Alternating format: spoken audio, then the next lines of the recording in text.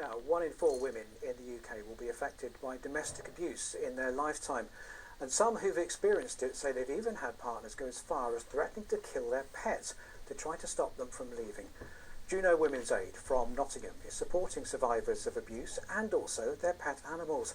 The women, speaking to our reporter Emma Snow, have asked to remain anonymous.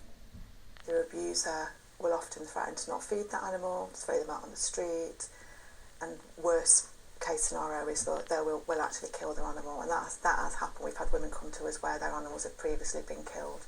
That's the shocking level that some abusers will go to, and this is what Sarah at Juno Women's Aid has found as they try to help women flee domestic abuse. That means that women and children are staying in dangerous, violent situations because they're not going to leave their animals behind, because they are part of their family and they've helped them through a really traumatic time.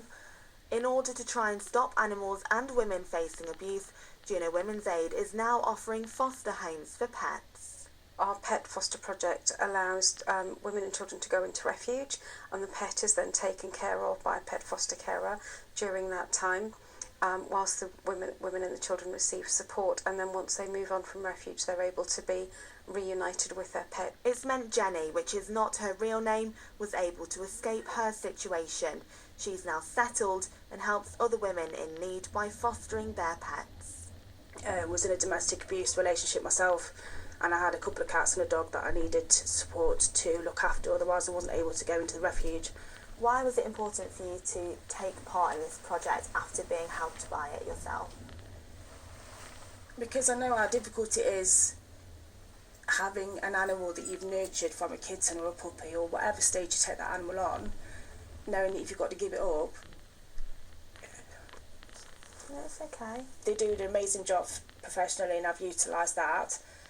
But when I knew that they'd helped me, I wouldn't have had the opportunity to go into a refuge, and I wasn't in a refuge for very long, but the opportunity wouldn't have been there.